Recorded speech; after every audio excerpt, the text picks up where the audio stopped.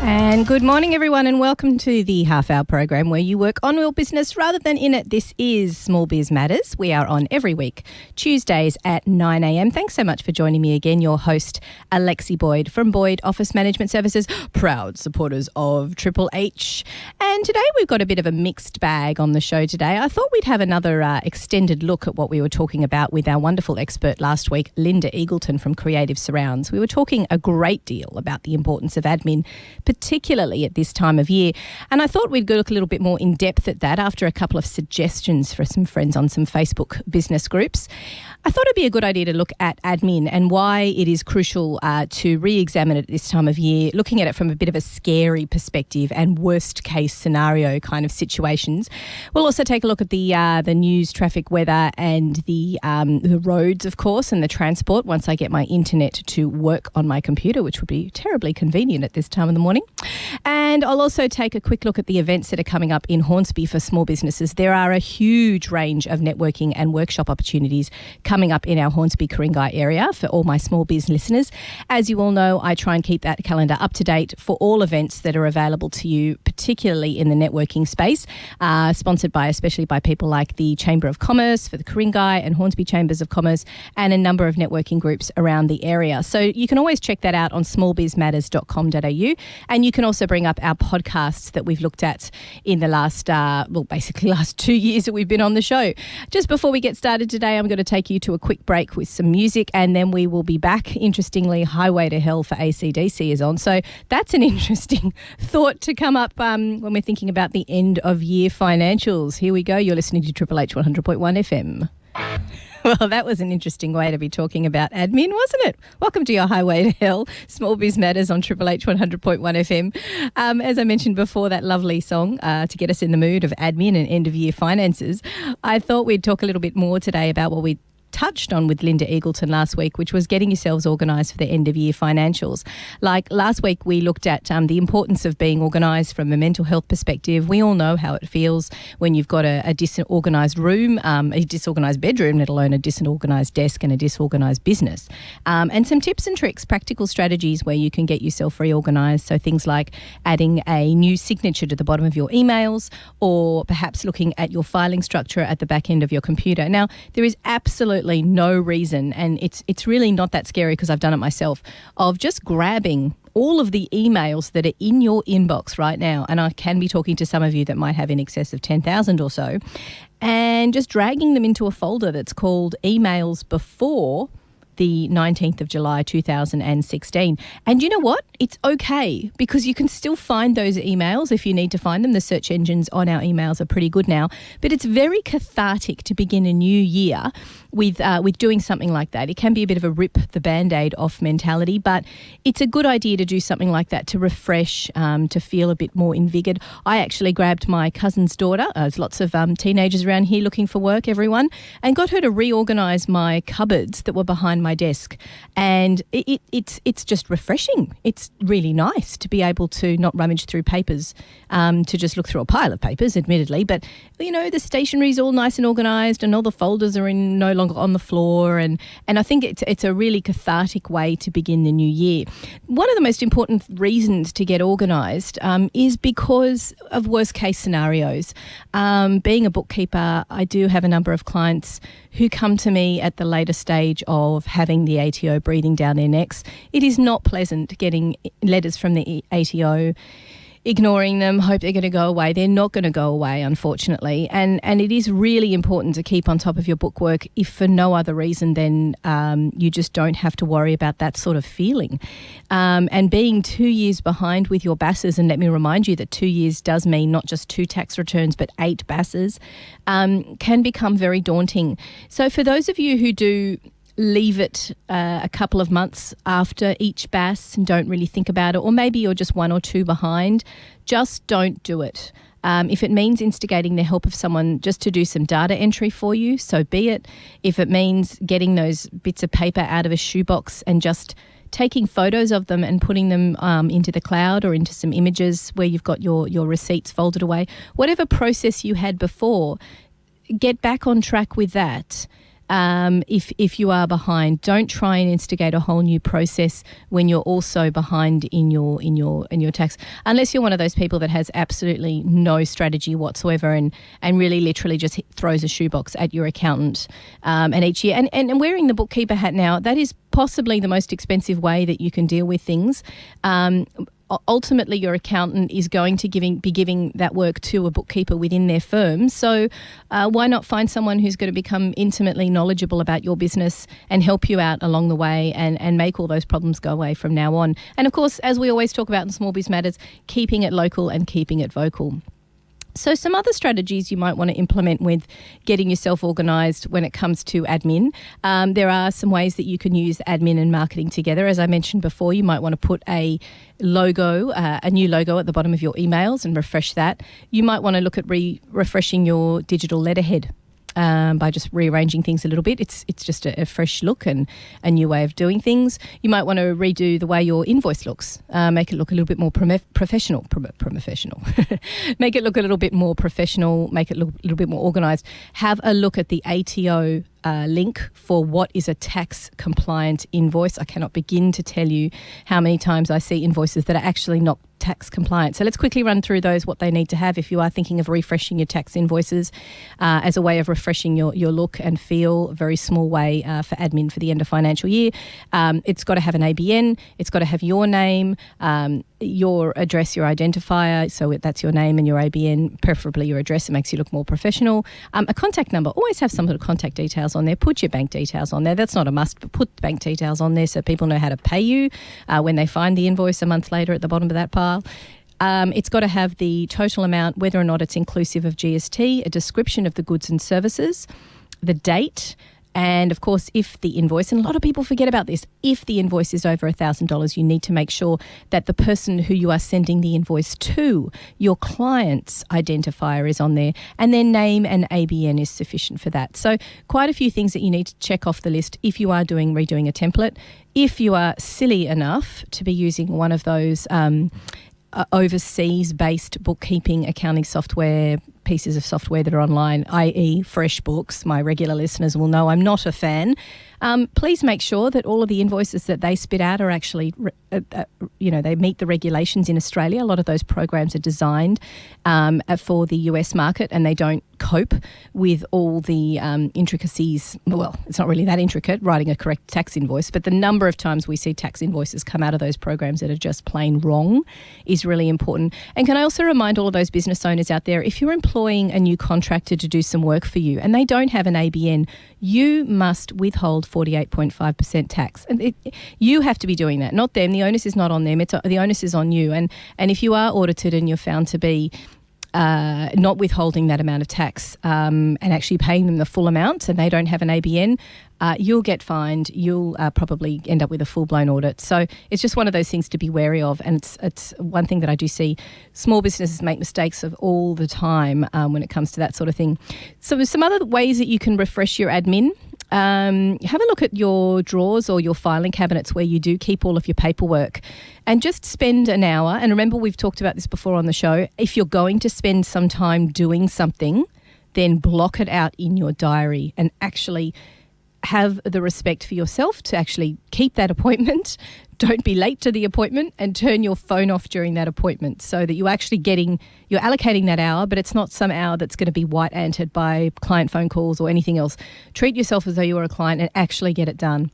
And a really good way to overhaul just some of your paperwork for the new financial year is to go through all of the stuff that you never look at in those filing cabinets and find any financial paperwork that is older than 5 years and go and get it shredded. Just don't say go and throw it away. Actually go and get it shredded. I believe that Officeworks will allow you to do it in small quantities, and they provide that service. But shredders are quite inexpensive, and even better, you can get shredders secondhand. So check it out on Gumtree and all those buy, sell, swap pages that we have so many of around Hornsby, and see if you can get a secondhand shredder. Or if you've got a number of businesses that you want to get together with, hire a blue bin altogether. Because, it's pretty easy to half fill a blue bin these days if you haven't been through your paperwork for a number of years. So remember, anything that is older than 5 years, any tax receipts or tax paperwork, you don't need to keep that. You can have it destroyed. And there's also a lot of people out there who keep things like the PDS of your insurance, or I see people print out their entire insurance statements or their product disclosures for their banks, and you think, well, A, it's on the internet, B, it's going to change in about 5 minutes' time when the bank refreshes whatever it is policy that they've written down in that document booklet. So don't bother printing those things out. And you've probably got them soft copies somewhere anyway, and it would only take about 5 minutes to ring up whatever institution it is and ask them to send you a copy via email. So try and declutter your paperwork by going through all of those old manuals, old product disclosure agreements, and even old financial paperwork. Anything older than 5 years you can automatically throw away. There's no need to keep that. And there's a hell of a lot of things you don't need to keep anyway. Most things are available online these days. If you're not sure, obviously ring the institution which supports that documentation in the first place. So looking at end of financial year today on Small Biz Matters, we're talking about refreshing your admin, just getting a few things under control, ready for the next year. The final and big one, which we did touch on last week with Linda Eagleton from Creative Surrounds, is that budget. Now, it's really hard to get that budget under control if you haven't got your BAS done. So make that a priority. I know it's difficult with the end of financial year. People are really busy at this time of year. We've all just gone through holidays and getting through the back end of that. But do get that BAS done as quickly as possible, because then you know that all of your financials are up to date, and then actually sit down with that profit and loss statement out of your accounting software and examine it. Compare it to last year. Compare it to the last 3 years. Where did you spend a great deal more? Was it in advertising? Was it in marketing? Was it digital, or was it print? Did you actually see results come out of that investment that you made in your business in the form of advertising? Have a look at a comparison of your income month to month versus your spend month to month. If you moved into a new office, did that make any difference? Did you see more clients come and see you? Did it make a difference to the bottom line, or was it more of an ability to just get out of the house? So there's a lot of business decisions that you probably don't realise that you've made in the last 12 months. If you look at your financials, it will jog your memory as to what those were. And then you can see, was there any true bottom line benefit? If not, why not? Do I want to try that one more time this year? Was it the time of year that I was doing that advertising strategy? Did I spend the $300 on Facebook ads at the wrong time of year for my clients? And now I've learned better, and maybe I'll just shift that to a different time. Again, make yourself an appointment, get that stuff done, because armed with that knowledge, you can then walk into your meeting with your financial advisor, your accountant, with a bit better of an understanding of where the to's and the fro's go with your business. So what are your strong months? What are your weak months? What can you do about bringing those weak months up?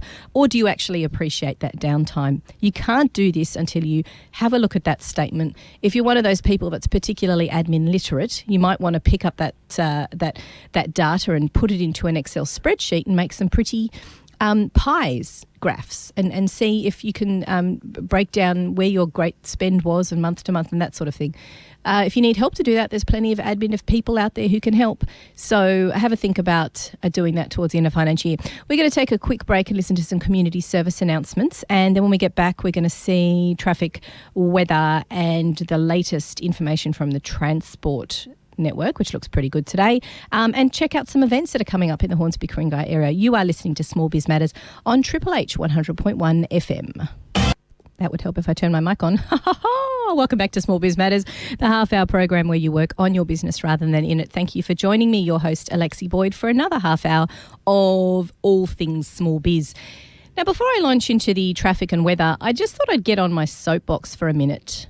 Did anybody notice this morning in the cabinet reshuffle by the Liberal federal government that the small business portfolio has been taken off the cabinet as a cabinet position? So no longer I think there's two realms of cabinet. There's like the first tier and the second tier. Well, the small biz the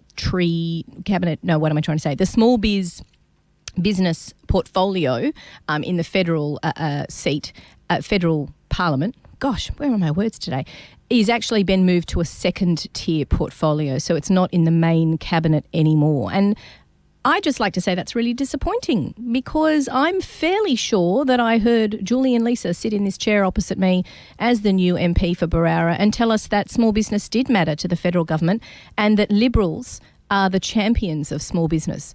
Well, Julian and Malcolm Turnbull, I ask you, how can you possibly be champions of small business if you don't consider it to be important enough to be on the first tier of your cabinet? That's just my soapbox moment for today. Let's see if we can get Julian or any Liberal member to perhaps answer that question, and perhaps the local media would like to pick up on that and maybe ask on behalf of all the small businesses in Hornsby, Ku-ring-gai and the greater Australian small business population, why is it you don't think we're important enough? It's funny that quite a number of times I did ask where was the mention of small business before the election. We did hear about the big business company tax rate cuts. We heard that the small businesses were getting tax rate cuts themselves on company tax. But what about those micro businesses? What about those of you out there who are sole traders who don't actually pay company tax? Where's the benefit for you? Where's the incentive to employ more people? We're seeing that our TAFE system is being slashed. We're not receiving the apprentices at the same standard because when you take several thousand jobs out of a TAFE system, obviously it's going to affect the courses. So again, where are our Liberal champions of small business? Go to our webpage, smallbizmatters.com.au, and check out the event calendar. Plus, you can go to the blogs and podcasts page to find out and listen to any blogs and podcasts that you might have missed. Check out our article as well in the upcoming Monthly Chronicle article. I have a look at what it's like as a parent who really struggles, and I will admit this, really struggles with balancing being a parent and the holidays. I find it really tricky. A lot of people just say, oh, I love it. It's great. I get to spend time with the kids. I find that I'm fraught with guilt for not spending enough time with the children, and then not enough time on my business and not enough time with client work, and here's what I could be doing, and it's a real balancing act. So I actually threw that to some of my small business community to talk about and give me some tips and tricks for next time. Obviously, it's the end of the holidays now. Tips and tricks and strategies, and really practical strategies for how to deal with having the kids for extended periods of time when you're not quite used to that. So we'll talk about that a little bit more next week. Actually, I'm going to have some quotes from our local businesses, and you can have a listen to what they have to say. Some real experts in their fields, actually, mums and dads who have been doing this for a number of years, running hugely successful businesses, and also balancing small children, which I find remarkable. So we'll talk about that a little bit more next week. Anybody else would like me to discuss topics that interest you, or you are an expert in your field and you'd be interested in coming on the show, you can get in touch with us via the Small Biz Matters, of course, website. You can jump onto Facebook and Small Biz Matters, and you can also get in touch with us via the Triple H studio. Feel free to call and leave a message. Thanks so much for joining me this week. Just a quick one. As I said, next week we will cover off the topic of dealing with extended periods of time with your children. And hopefully the rest of you will have a great week. Try and implement some of those admin strategies we suggested at the beginning of the show to get yourselves organised for the end of financial year. And I hope you all have a very productive and successful week. We'll speak to you next week, Tuesday, 9 a.m. every week here on Triple H 100.1 FM. Small Biz Matters, the half-hour program where you work on your business rather than in it. I'll see you next week.